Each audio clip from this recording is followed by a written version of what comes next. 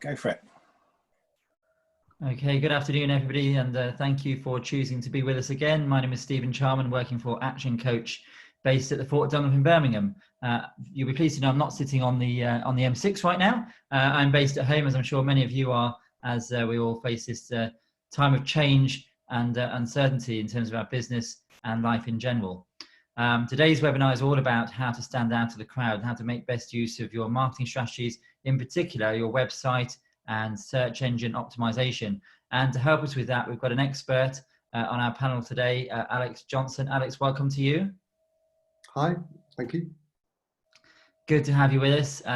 We've done a lot of these webinars now focusing on different areas of specialism. We did a great one yesterday on HR. We did one earlier in the week looking at marketing, sort of a more generalized view of marketing. But we think, we thought it was really important to just think about how can we stand out in the crowd right now in terms of our website and when people look for us and search for us. And Google is the new it's the new Yellow Pages, isn't it, really, Alex? It's sort of taken over where Yellow Pages left off a number of years ago. Yes, very much so. Yell's certainly doing what it can to modernise and keep up. Yeah, I certainly remember the Yellow Pages adverts many years ago with J.R. Hartley, fly fishing, I think it was. I wish I had one right now to stand my laptop on because I could do with a bit of height on the desk. But I think that's what Yellow Pages are good for right now. There's other systems that have really taken over. I know they've gone online, but I think people use all sorts of search tools nowadays.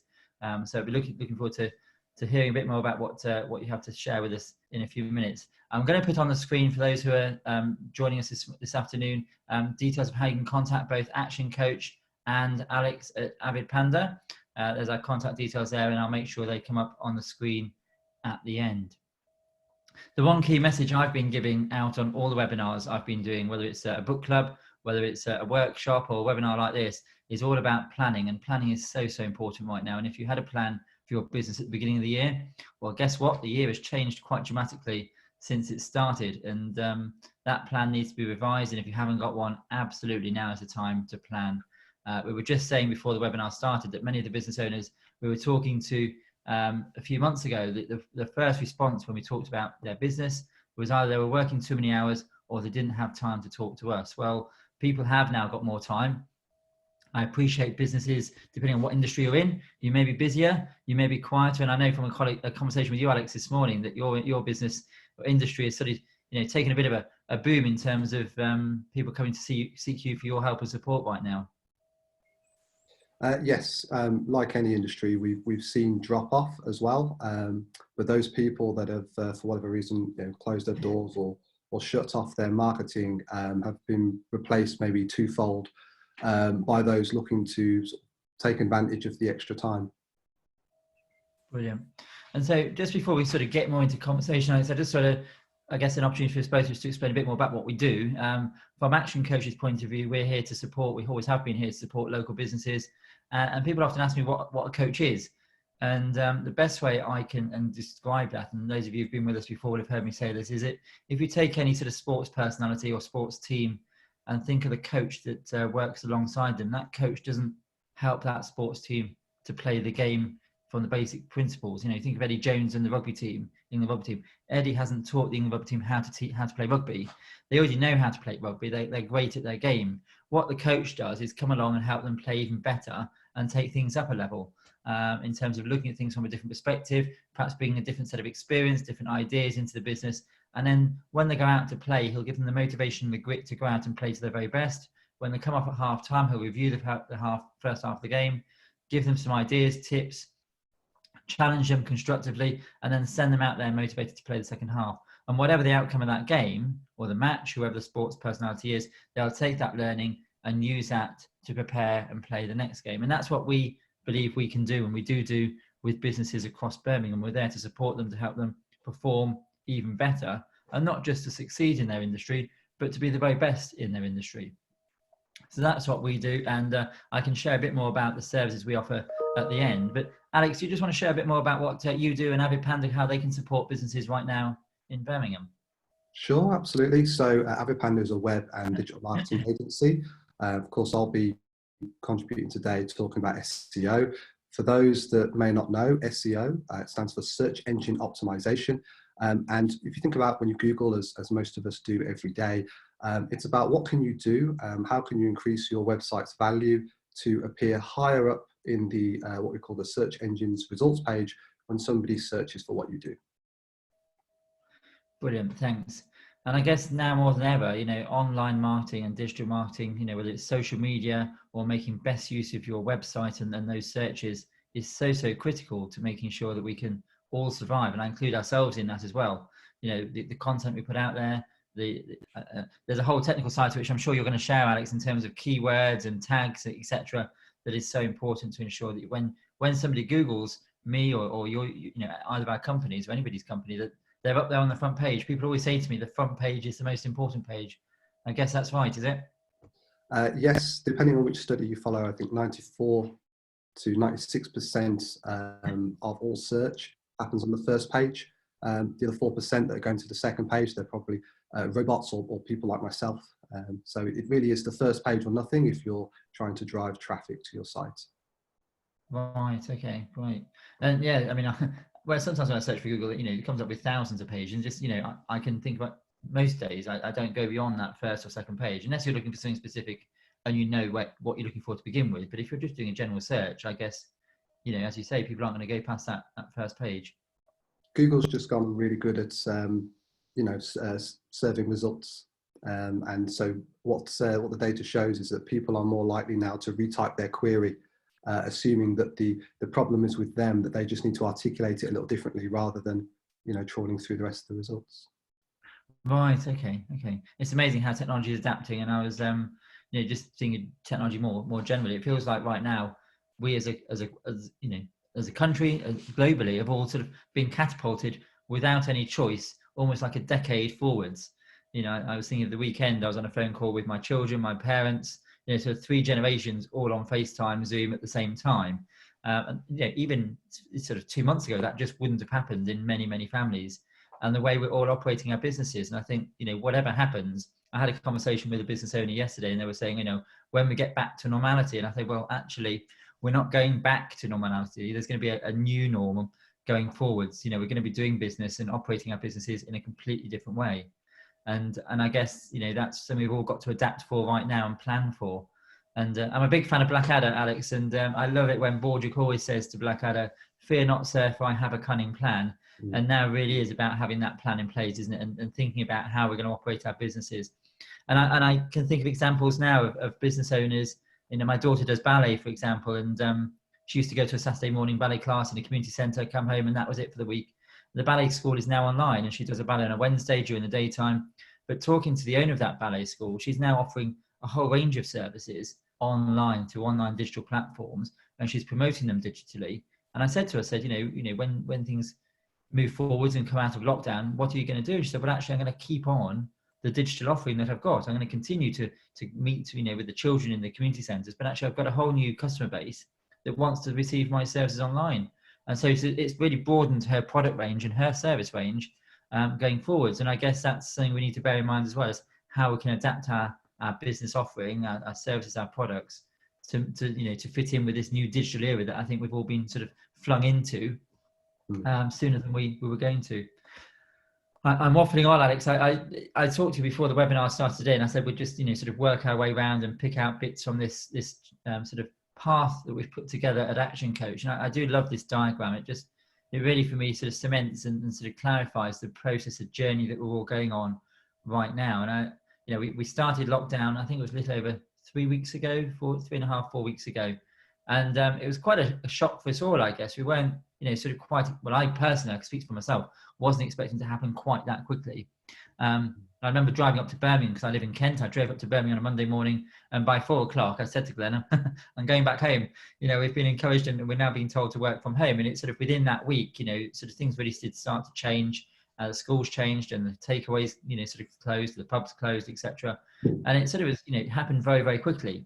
And from a personal point of view, we all very quickly had to make sure we got things in place for our family, make sure we got our personal finances were in order, looking after our friends and our relatives and making sure we had the right mindset and the right energy to keep going forwards. And from a business point of view, people had to make very quick decisions and quite rushed decisions on how they look after their staff, their business finances. And for many people, I guess, whether they mothball or, sort of which services they continue to provide and can provide going forwards, and whether they sort of mothball all or part of their business. And also for many of us seeking out the government assistance. And that's sort of the key things we've been looking at over the last few weeks as we've gone through lockdown. But I feel now we're sort of going into that next phase of really focusing on skills audits for ourselves and our staff. I'm really starting to think a lot more about planning the vision and mission of our business, for our businesses, thinking about the products we're going to be able to offer and want to offer in the future. And most crucially, which is why we've got you here today, Alex, is thinking about the marketing strategies we need to put in place right now to ensure our business survives, and also into the future, in terms of we will go back to a stage at some point in the future where we are producing leaflets and magazines and whatever else, whatever collateral, businesses want to use alongside digital media and digital marketing.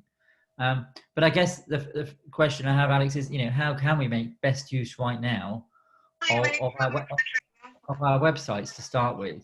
What can we do? What should we be doing to our websites right now to make sure or to try and help them to stand out from the crowd? Yeah, sure. Over to you.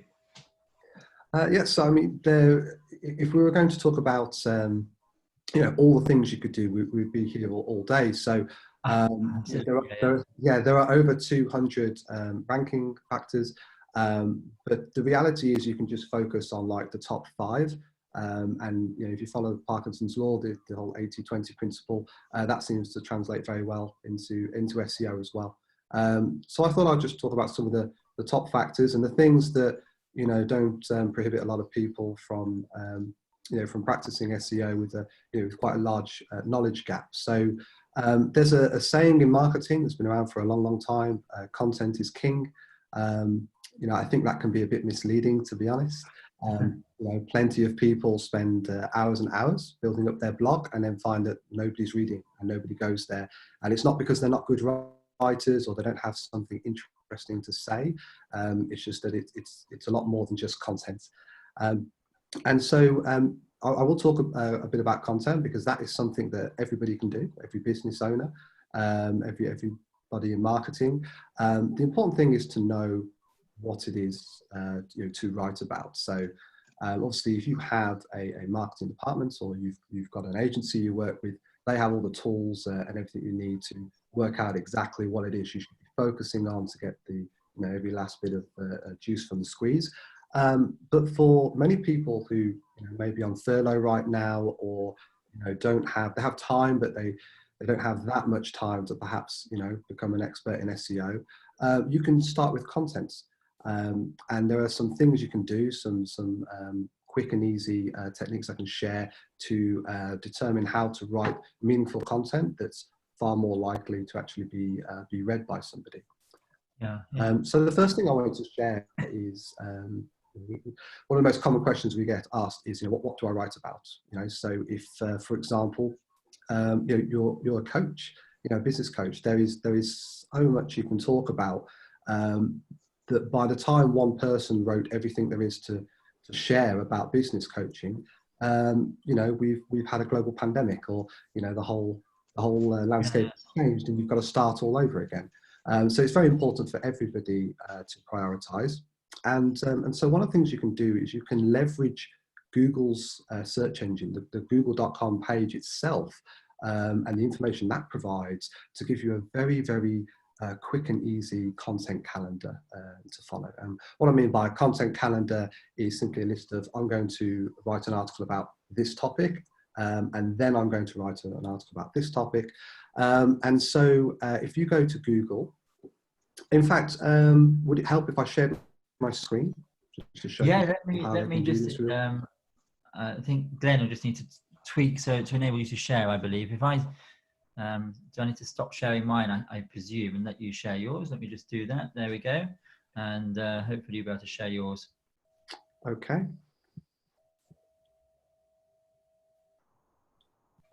There we go, and share. Okay, can you see my screen? Nothing better than the live demo, Alex. That's brilliant.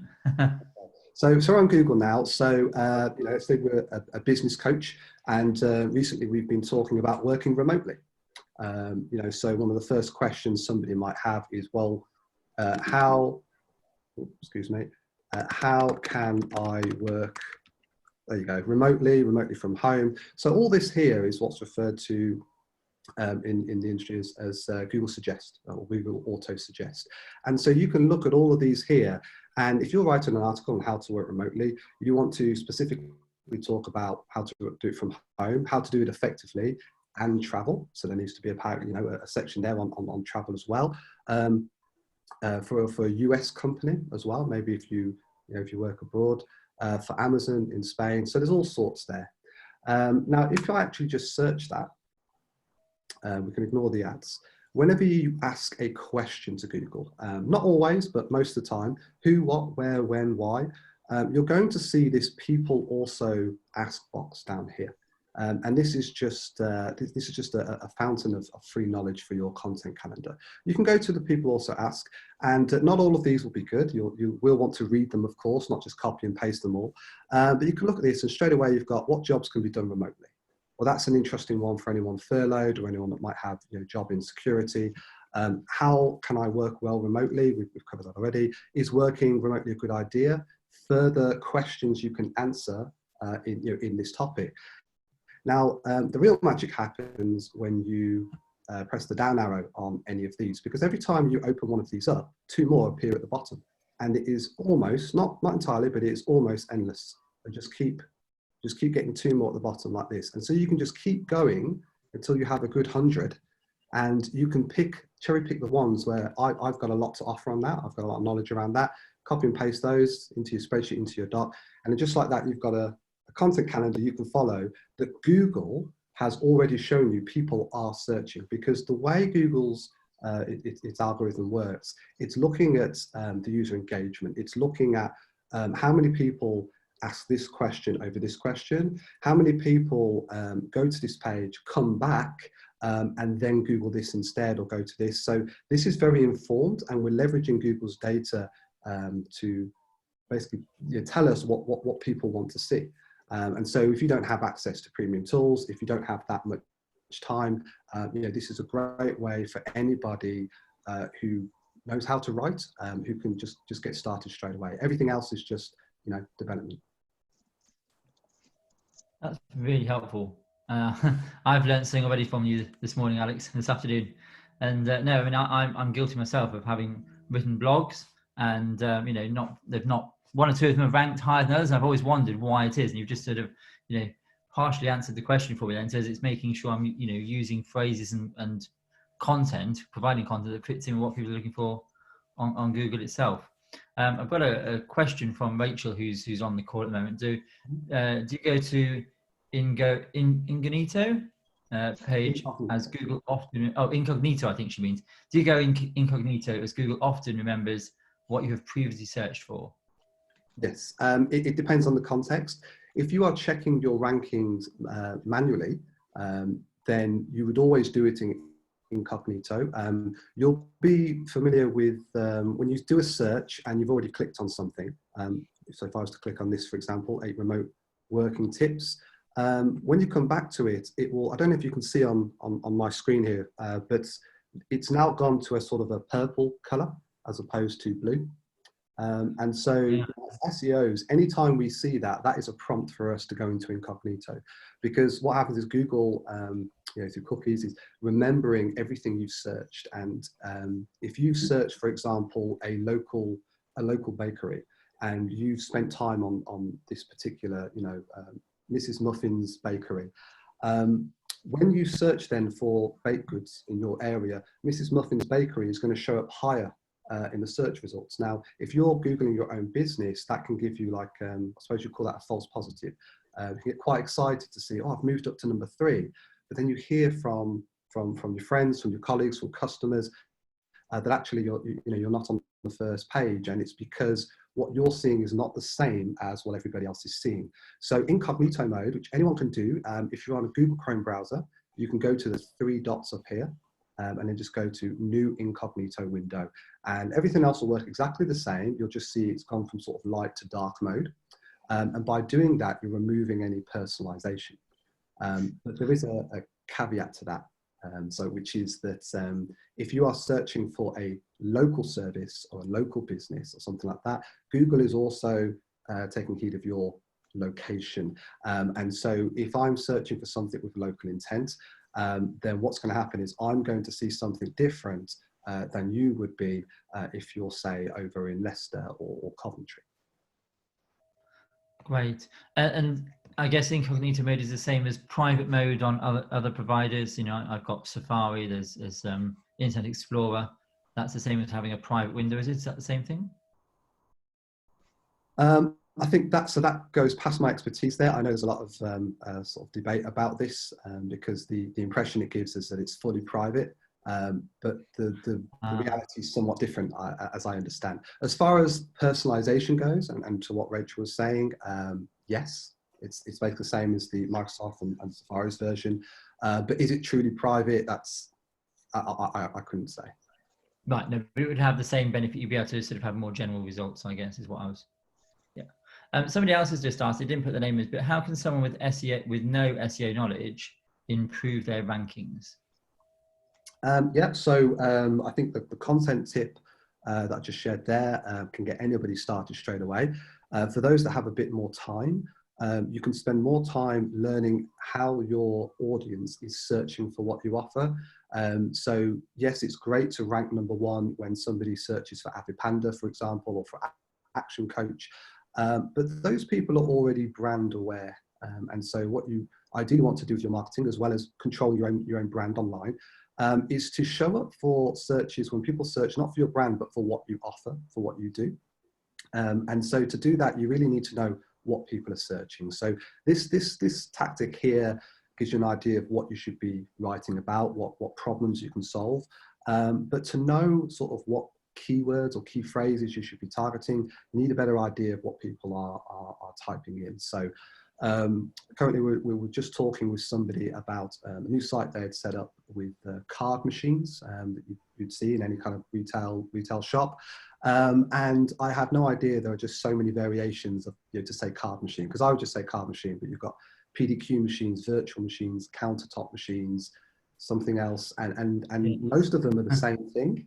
And so if people are searching so many different ways for the same thing, you need to know which one is sort of easier to go for, which one people use more, not just for SEO, because Google is very good at understanding the relationship between these. Not perfect, but it's very good. So if you target, I know, countertop card machines and you rank very well, you will also rank well for these other variations that mean the same thing, but not as well in most cases. Excuse me. So to understand all of that, we have professional tools we use. One of my favorites is Ahrefs, Ahrefs. I believe they have a trial. I think they've also, for those that don't want to pay, I think you've got a limited amount you can put in. So if you have a small business and you can, there's a free element to it that you can use. Other popular ones, Moz, SEMrush, tools like these. By all means, shoot me an email. I can share links for that. But if you just want something quick and easy, and again, you don't want to put in, you don't want to get an account with the premium tools, you can leverage Google's data again. So we already talked about Search Suggest. So one way you can sort of speed this up. So how can I work remotely? The main part here is working remotely, right? That's the topic. So what I can do is I can do what's called I believe it's called a wild card, and I can just put in a star. And what that star does is it says, show suggestions for anything that includes work remotely and then has something before it. And this often works better as well when you have the star afterwards, because then it will show you anything that comes after work remotely. So things like travel and near locations and things like that. So these things can further inform you of what people are searching for in relation to this. You can also scroll down to the bottom and you will see, here we go, searches related to how I can work remotely. So related searches. And so it is like Search Suggest, but not quite the same. And so you can get lots of ideas here as well. So tips. So we're going to want to list them, 8 tips or something like that. The benefits, talking about the benefits of working from home. And so where you can write more than, say, 700-800 words for any one of these things, if you can talk about the benefits, for at least sort of 600-700 words, then you can justify having that its own content. And so you would use this. You could literally just copy and paste that in. and then just add, what we refer to as sales copy. Make it sound natural. You don't want it to just be copy and paste keyword and publish. Just include that keyword, in sort of what you're saying. And then from there, when you're doing that, if you just follow the basics, if you just follow the fundamentals, which can appear daunting at first, but there are lots of tools out there to help you automate this, then that will take you a long way. So WordPress is the most popular CMS, as I understand it, for managing a website. So many people will have a WordPress login. They'll know how to publish. Well, there's a plugin that's very, very popular called Yoast, Y-O-A-S-T. And in there, it allows you to edit the what we call metadata. So if we look at a sort of a standard listing, and you can see here, like 7 things nobody tells you, numbers are quite popular. This blue link, this blue line that you see here, this is referred to as the title. And so within Yoast, there's an area where it says title, and you can put your keyword in there and make it sound natural. This here, this gray part, this is the meta description. And again, you can put your description in there. And so before I leave that on the fundamentals, I'll just say that when you have your keywords, it's more beneficial, as in you'll rank higher, if you have your keyword closer to the beginning of your title. So, working remotely, if that's the keyword here, they'd be better off having, working remotely, 7 things nobody told you, for example. That's really helpful. And on the back of that, another question that's come in, are blogs the best way to be found on Google? Is there something else we can be doing to our websites to make them, get them up those rankings? Or is it about blogs and content? So I'm talking about blogs because it's very easy for anybody to just jump in with no SEO knowledge and do that. Right. But the short answer is no. It's not the only thing. You've got to apply context to every site. If you are a local business, for example, then it's not the first thing you would do. There's a lot more you would do before that. Some of it's quite technical, so I won't touch on that. But it's things like making sure you have a site that is, first of all, fast enough. Google doesn't have, contrary to popular belief, Google doesn't have like a scale. So for every second that you load faster, you get more higher in the rankings. It's simply like a switch. Google either considers you to be slow or okay. Not even fast, just okay. And so while Google does say speed is a ranking factor, and it's understood in the SEO community that speed is one of the top ranking factors, you don't need to obsess about becoming the absolute fastest in your industry. You just need to not be slow. And unfortunately, Google hasn't told us what that, there is no benchmark. But the most, I wouldn't say it's most popular, but the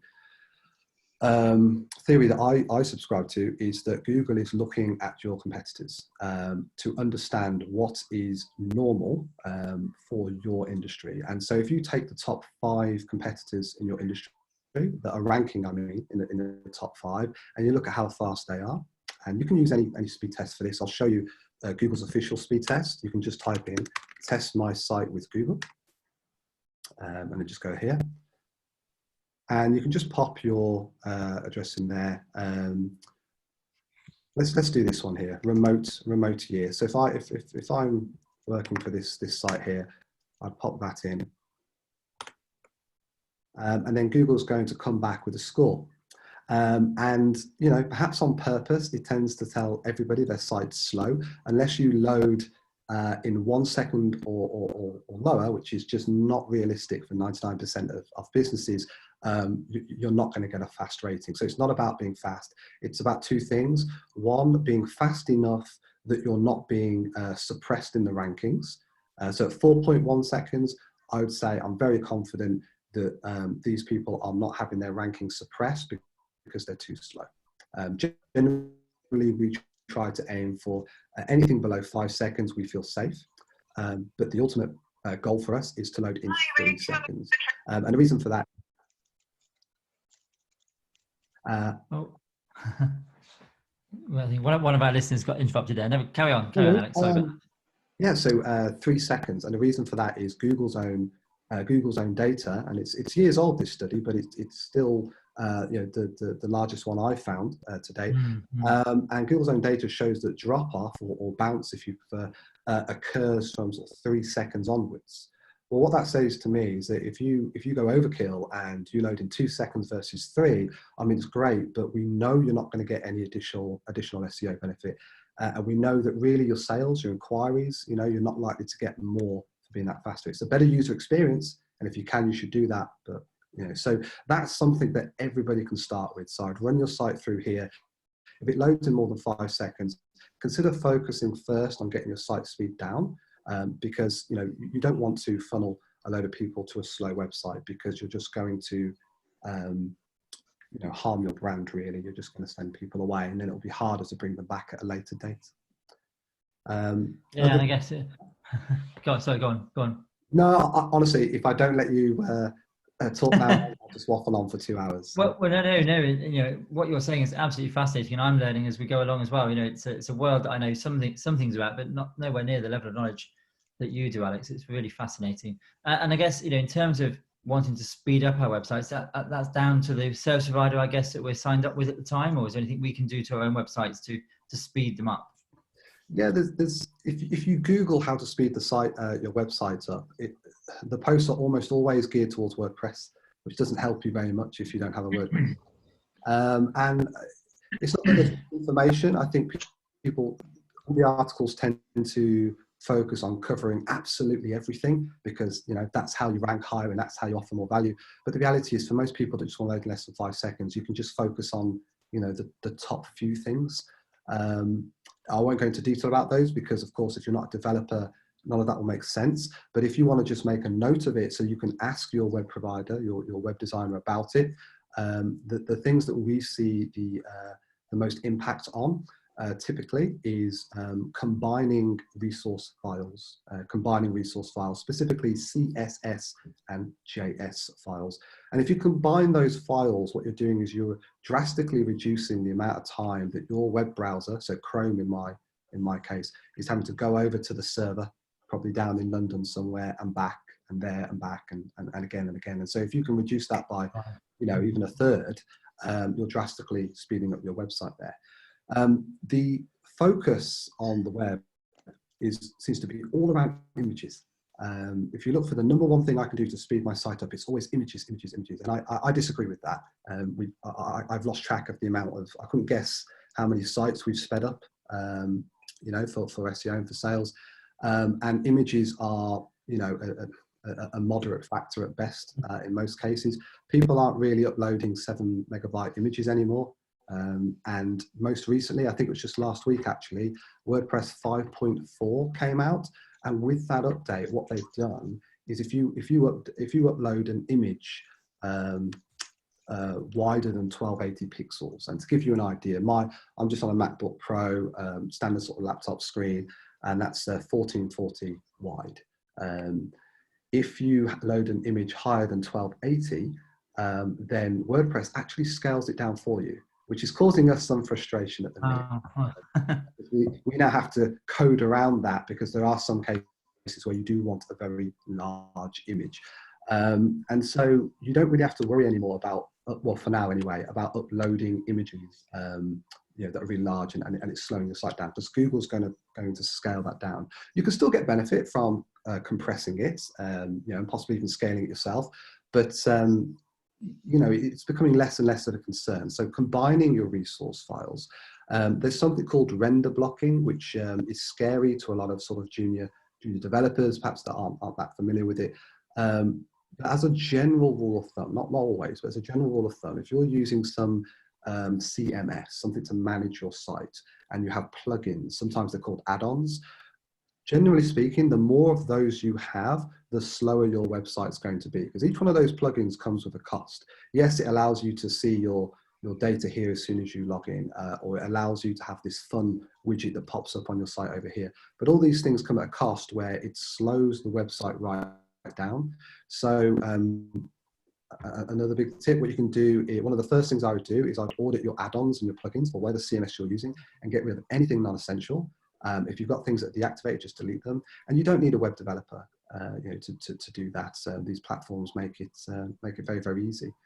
But again, if anybody would like to know more about how they can further do that, I'm happy to respond to any emails.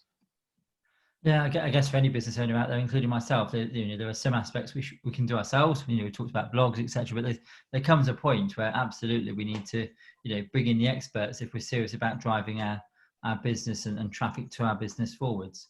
But just in terms of thinking, there are business owners out there right now that are probably going to have a bit more time on their hands. How often should we be changing the content on our website? How often should we be putting a new blog on our website? Does that make any difference to the response and how high up those rankings we get? Yeah, a common question. How often how much should I invest? How much? Absolutely, yeah. It's very hard to answer. People do. A lot of people do. We certainly try to. The reality is, when it comes to SEO, it's different when it comes to, say, pay-per-click advertising, not to be confused with SEO. But when it comes to SEO, there quite simply are no guarantees. There aren't. I see it a lot on the web, but oftentimes you see that it's not actually backed up with anything, which I think kind of defies the definition of guarantee. So I would not invest in whether it's time, money, study time. I would not invest more than you are comfortable with SEO. It's not a gamble. SEO is not a myth. There's plenty of data out there to show you that. But you will want to go at a pace that you are comfortable with.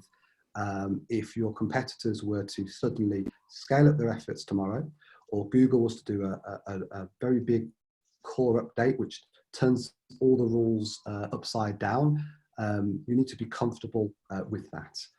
So that's the sort of best answer I can give. But when we talk in depth with clients, what we say is, okay, what do you want to rank for, and why? What is it you're looking to get? And so if I use the card machine example, there you have different tiers of SEO. You can think of it as tiers. You've got local SEO, and you've got national, and two others. But if you say you've got local and national, when you're focusing on local SEO, you're competing with those in your neighborhood, in your town. But when you are doing national SEO, you're competing with the entire country. So with very, very few exceptions, national SEO is always going to be far more difficult than local SEO. And for a lot of businesses, there are things they can rank for locally, and there are things they can rank for nationally. And so you would want to start local first. And of course, as soon as we say this to people, the next question we get is, well, that's great, but I don't know if I want local or national. And if you're not sure, because your business, yes, I serve people in my store, but actually I can also send products to them. There's a lot of overlap. That's fine. Just go to Google and type in the most obvious thing that you would search for what you do. And so let's say card machines. So I put in card machine companies maybe, or something like that. And I'd search for this. And then what you're going to do is you're going to leverage Google's results again, leverage Google's data to determine, is the intent behind this query local or national? We can see it's got a lot of commercial intent. So when you see a lot of ads, not always, but when you see a lot of ads, it usually signifies that there is value in this term, because people are spending a lot of money to show up here and here. 4 is the maximum at the moment, at the time that we're talking, that you can get here. And so this is commercial as it gets. What we are assuming is that companies like Square and Ryman and people like that are actually paying attention to the pay-per-click, and they're bidding high on the ads that are getting the most return, and not on the things that aren't getting, aren't resulting in many sales. And so we know that, okay, commercially then there's a lot of buyer intent here. We want to target this. But if we scroll down and we see what's here, so compare 90 UK merchants, a lot of commercial intent there. And then we see 5 best card machines, 7 best. So there's a lot of comparison sites now. There's a lot of comparison. Card comparison site, all the rest. And I'll talk a little bit about intent soon, I hope. But what that says here is that, to me, this is a national query, because there's nothing here that shows me that Google has determined the user wants a local business or local intent. So what does it look like then if you type in what's most obvious for your business and it's local intent? So if we, perhaps if action coaches, so action coaches near me, and you see action coach number 1, and you see this, this Google Maps widget shows up here with the 3 businesses. Okay, so whenever you see this map and the 3 businesses, when you type in one of your queries, that is signifying that Google has determined that there is local intent behind that, and that's a local search. What that means is if I wanted to rank for action coaches near me, I'm competing with Action Coach and other local businesses. There's far fewer competitors, and it's therefore, I don't want to say easy, but less difficult to rank for. So once you know if you're focused on local or national, you can start to set your expectations. If you do this yourself and you think, okay, well, everything's coming up, I've never seen that map with the companies, then you're likely competing against the whole country. Again, not necessarily, but likely, in which case you really need to manage your expectations. Think of SEO, it's a long-term strategy. You want to be thinking in terms of like, you know, a year and reviewing your strategy each year along with the rest of your marketing strategy, as opposed to, you know, on a month-to-month basis. Whereas if you see this local pack here, this is where things can get a little bit more short-term because there's a lot you can do in the short term to make a difference right now. Just yesterday, actually, we were doing this for alarms, an alarm company. When you search for someone, and I won't use Action Coach as an example. If I just think of all the bakeries will be shut, won't they? HR. Should we do HR? Well, yeah, HR. Go for HR. Okay, so HR. HR services. I'll just put near me. I'm based in Sutton Coldfield. And so we've got these ads here, which shows there's much buyer intent here, which is great. We can ignore this. And you can see you've got like HR Caddy, HR Solutions, and all this here. And all these little red dots represent all of your competitors. And when people delve into this, they're often surprised as to just how many competitors there are and how many they haven't heard of. Yeah, and one of the reasons for this is spam. And spam is the bane of an SEO's life. It's a much bane of all our lives, Alex. It's the bane of all our lives, I think. But yeah, carry on. Yeah, absolutely. Yeah, absolutely. But it's a much bigger problem in America. It's not as bad here, and you find that it's more prevalent in certain industries. So you know, with HR, it's not so bad, especially as we're kind of policing it a little as well. But you can see here, this is your local listing, right? And so if you're a local business, you can get far more immediate return by focusing on your listing here than, you know, building a blog and posting lots of content regularly. You would address this first. This is one of the things we do in month 1. Now, each of these listings is not the same as what you see, what you see in here. They're different, and so we refer to these as organic listings, and these here as GMB or Google My Business listings. Some people call them local listings.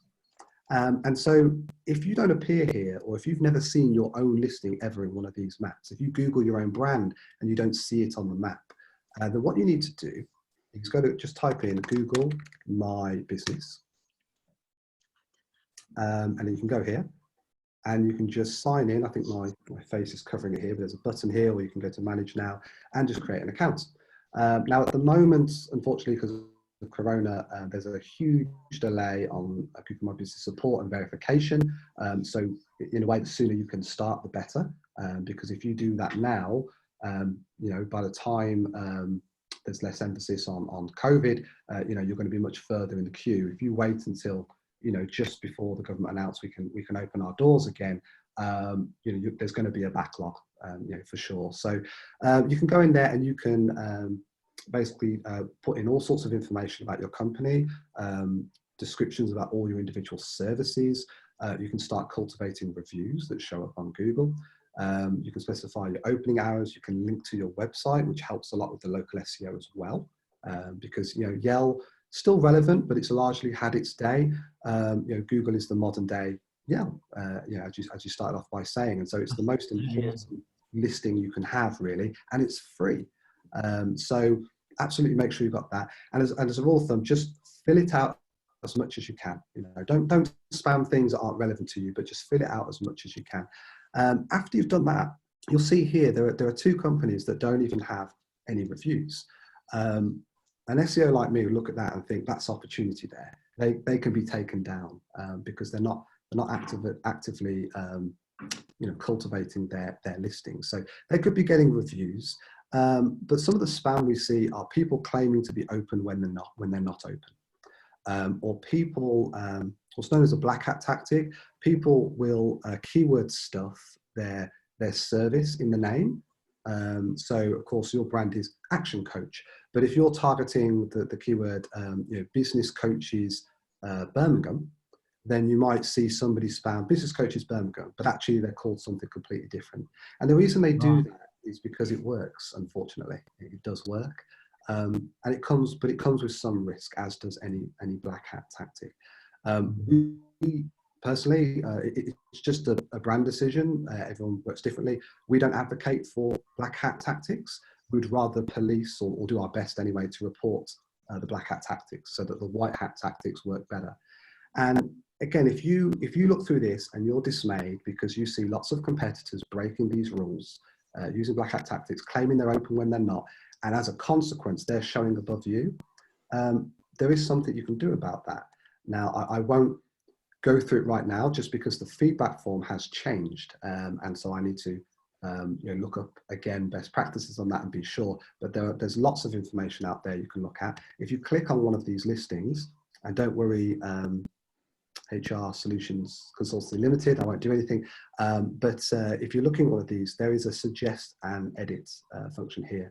And so what you can do is you can say, well, that's not their name, and you can change it to what it actually is. They don't do human resource consulting. They're not open on the weekends.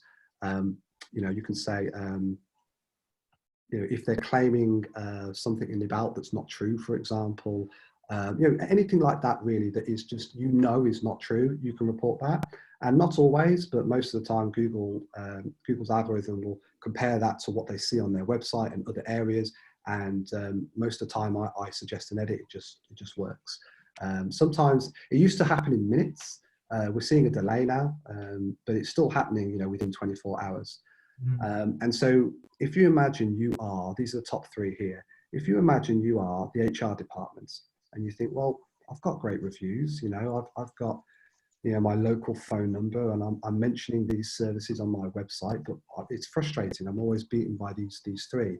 Well, if two of these have spam and you were to suggest an edit and get those successfully changed, just like that, you can move yourself up 2 positions. So combating spam in your industry, locally where you are, is another quick way to gain more visibility for your own company. But of course, you have to have a listing to start with. Yeah, and I guess, I talk about BFOs, which is blinding flashes of the obvious, Alex. And one thing for me is, there are people out there now, business owners, or they may have their staff and their team who've got a bit more time on their hands. And this is something that appears to be not too taxing in terms of skill.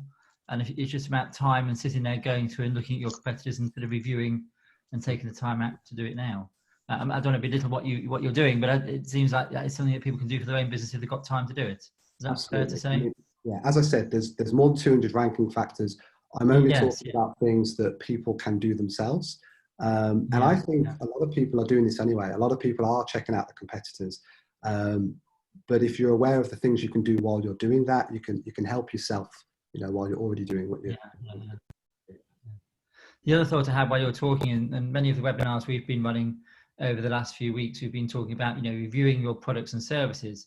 And I was, using an example only last week of a plumber that I've been coaching, and he, did everything from underfloor heating to emergency call out to new boilers. And I said, as I was going through the coaching process with him, we were looking at all the different services he provides and thinking, well, which of those services give you the biggest turnover, which get you the best reviews, which give you the best profit margins, and actually focusing his energy in the business onto 1 or 2 products and services and not doing everything for everyone. And I guess the same principle is what you're talking about in terms of websites and, sort of blogs, etc. You know, focusing on some of your products and not everything to try and push yourself up. Is that a fair sort of a response to what you said? Is it similar? Yeah, no, I think that's a fair analogy. When you're thinking about keywords, it pays to focus on the keywords. The things people are typing into Google.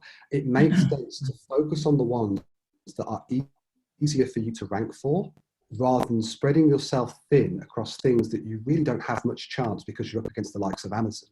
And so there are a couple of things, and there are free tools that can help you with this as well. But I won't recommend them because I don't use them. But the two key things we look at after intent is search volume.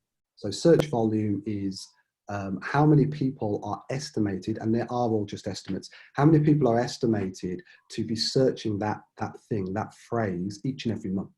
And so if you've got business coaches and you've got, I don't know how else, I would just say business coaches. If you've got business coaches and you've got business support, for example, and there's 1,000 people every month searching for business coaches, but there's only 200 searching for business support. Well, in terms of potential, you could argue there's a lot more then in whatever the first one I said was, because there's more people searching for that.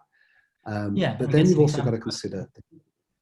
Yeah, so to say people may well search for business plan rather than business coach. They don't realize they need the coach, but they know they need the plan. So that's a good example. Yes, because business plan is likely to be less. There's likely to be less buyer intent there. Obviously, I'd have to do research to know, but there's likely to be less buyer intent. It may be less competitive. But yeah, I wouldn't expect there to be less search volume. I'd still expect there to be a lot of people searching for a business plan. And so it can make a lot more sense in your online strategy to target things like that, creating a business plan, knowing that you are meeting your customer just before they're ready to buy, rather than trying to target them while they're ready to buy. You can use ads for that. But if you target them sort of mid-funnel there, then you'll find that you'll have a lot more clout. Your website will have a lot more power to draw people in. So yeah, I appreciate you helping me out with that analogy. That works really well. No problem at all. And I guess I'm conscious of time. The hour has whizzed by, Alex. I'll just share my screen again just to bring up the if I can. I've lost my.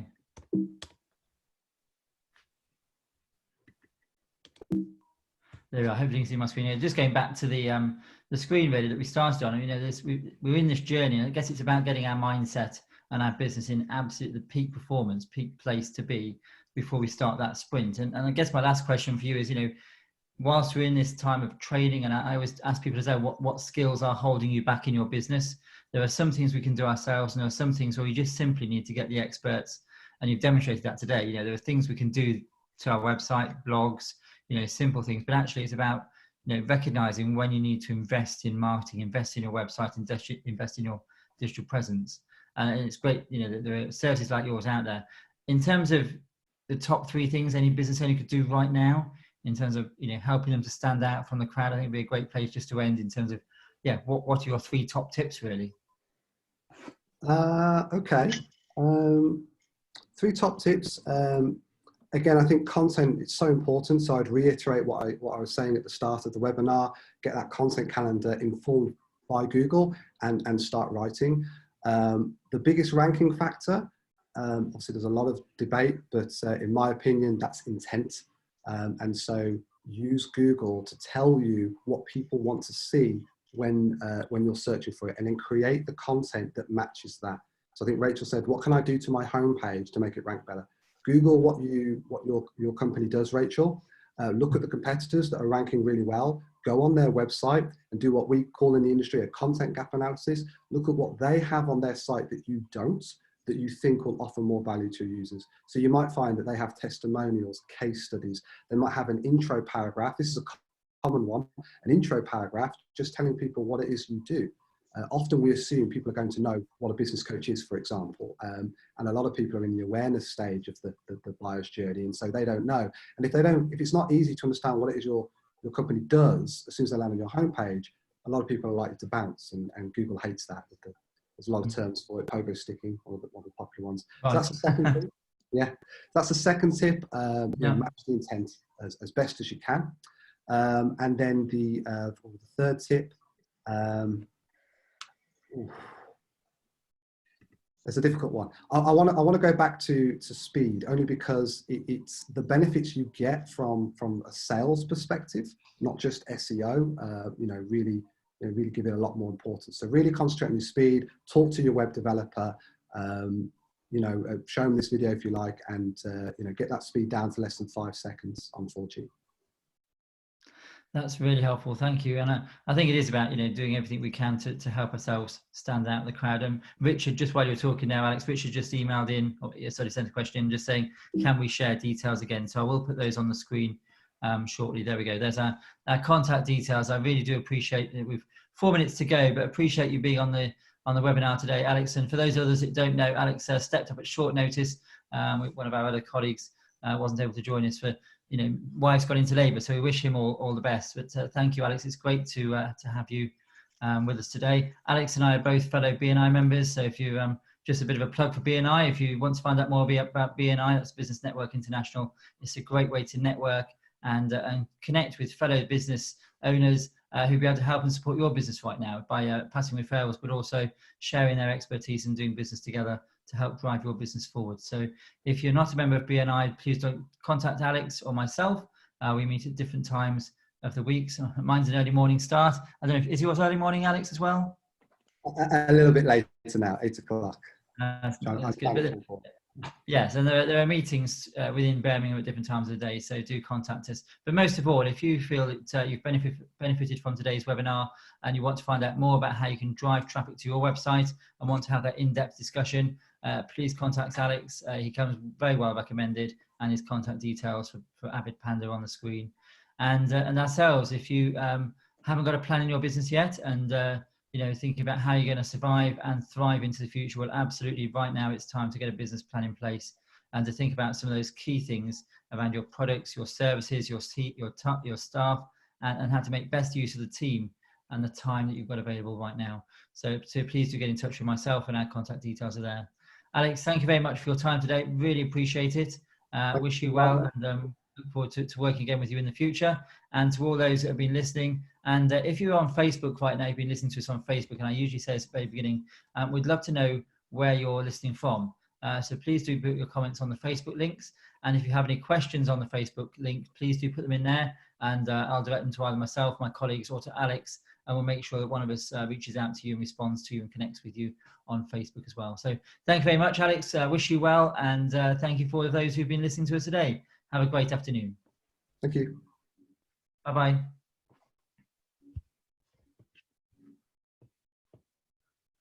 Thanks, Alex. I'll stop the recording, trim it at both ends, and I'll send it on to you. All right, then. Thank you. Appreciate you. All right. Take care. Yeah, look after yourself. Thanks again for doing short notice. Really appreciate it. Bye. Bye.